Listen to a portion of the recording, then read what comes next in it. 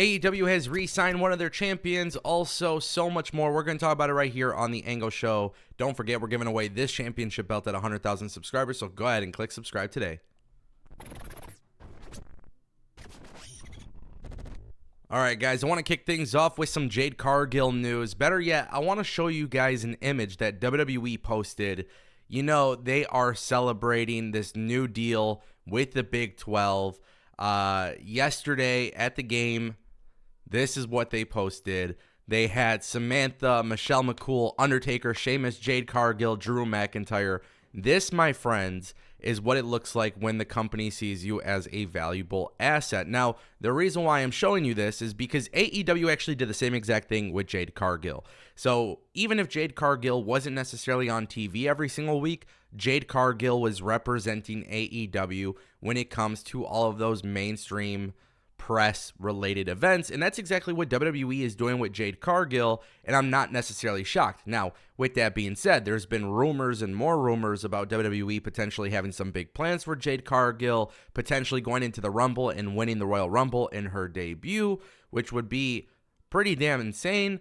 It'd be pretty cool to see as well, but it's just pure insanity to think that somebody's going to make their debut and win the whole Rumble. But now also, too, WWE has not put Jade Cargill on TV in a while, and I don't know if this is WWE in a sense just not ready for her to debut. Maybe WWE's not comfortable with her wrestling just yet. I'm not necessarily sure. And look, the reality is when I see something like this go down, it kind of makes me worrisome. I cannot lie to you guys. And the reason why is because I saw WWE and how they hyped up Gable Steveson.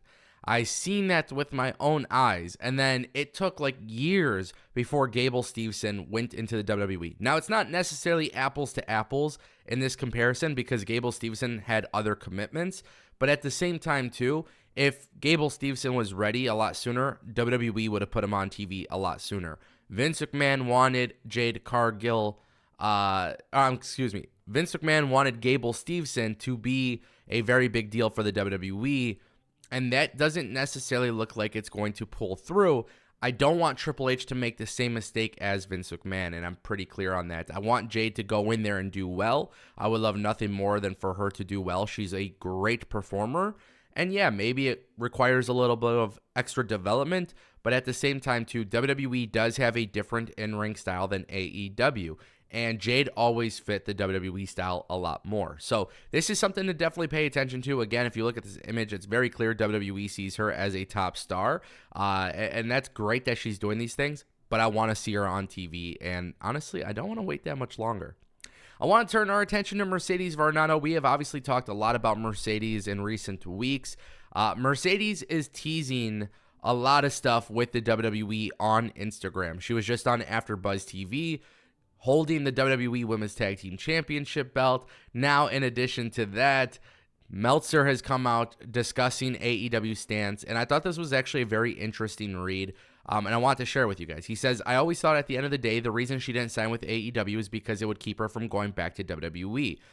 Tony didn't bring her to Wembley Stadium without the idea that she was going to sign. You know what I mean? So he had to think it was close to a deal, but what does he think now?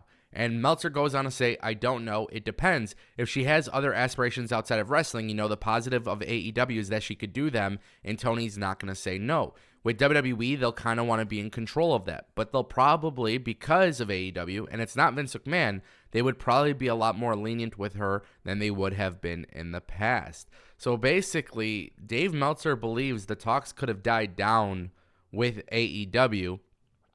And genuinely, like, and I've said this so many times, Mercedes would be a good fit in AEW because Mercedes is a good wrestler. Mercedes left WWE and she went to Japan and she did some incredible stuff. The only thing is it hasn't been a long run. Look, I want her in WWE. I'm not going to lie. One of my dream matches, especially based on like being a huge NXT fan, and I've said this countless times at this point, so it's just going to be repetitive, but I want that 4 horsewomen main event match at WrestleMania, personally speaking. Now, the thing is, WrestleMania 40 is a little too chaotic right now. Like, you got CM Punk and Roman Reigns and Cody and Stone Cold and all these other guys that are potentially going to be on WrestleMania 40. I would have zero problem with Mercedes doing Japan and AEW and TNA within 1 year. So she could do all of that for 1 year, and then WrestleMania 41, she could come back by the Rumble time, and then, main event WrestleMania 41. I don't know. I think it could be a really cool thing for WWE to bring her back, but also I would never be against the idea of her going elsewhere just because I'm a big fan of her work and I think she's great and I think she'll do well. It is interesting though to see that like Tony Khan has been open in the past about talking to her and being in talks. We've obviously been waiting for her to get cleared. Now it looks like she's working towards getting cleared. She's actually wrestling in a ring and training again. There's some matches I want to see from her in AEW. And the reality is that Mercedes going to AEW would probably be a significant boost to their women's division, which I think could utilize some help. So at the end of the day, it could be a win-win situation. As somebody who wants the 4 horsewomen match after 1 year, hopefully that's something we get. And then, from TNA, Impact, and then obviously AEW and New Japan, she could kind of do some of those things because her run has been a little bit cut short because of the injury. So it's definitely something to pay attention to, but it doesn't look like there's that much confidence with her in AEW, which is definitely interesting.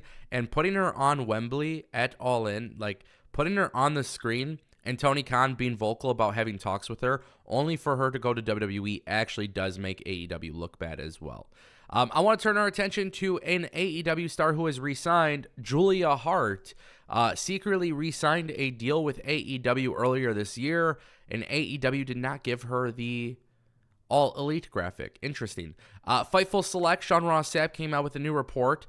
I think everybody kind of knew this was obvious. Sean Ross also points out that it was obvious. I think everybody knew that she was with AEW, but they never announced that she was All Elite. Although she hasn't received the All Elite graphic, Fightful is told that Julia Hart is under a full-time contract with AEW. We were told this was done quite a while back, but no announcement was made and it wasn't reported. After Hart winning the TBS title, Fightful asked why no graphic was given, and we were just told there are numerous full-time talent that were increased from per-date deals that didn't end up getting graphics.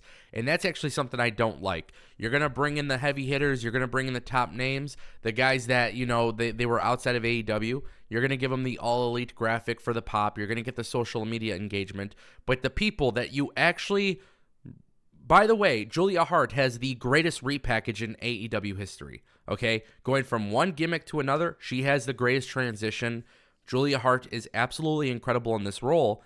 I feel like the All Elite graphic would have been very cool to honor the fact that she worked her way up from a Tier 0 contract to something so great, which is a full-time deal, which obviously everybody strives for. Julia Hart is absolutely incredible in this role. I love her character. I love her character work. And I love the fact that she's actually improved so much in wrestling, because when you combine the character and the wrestling aspect, it's just entertaining shit to watch. And I think Julia Hart is fantastic. And the best part about Julia Hart being re-signed for AEW is she is going to be a significant talent for the company for many years to come. So when you put them on a full-time deal, you're actually investing in your youth, and I always find that to be important, and that's something I definitely support.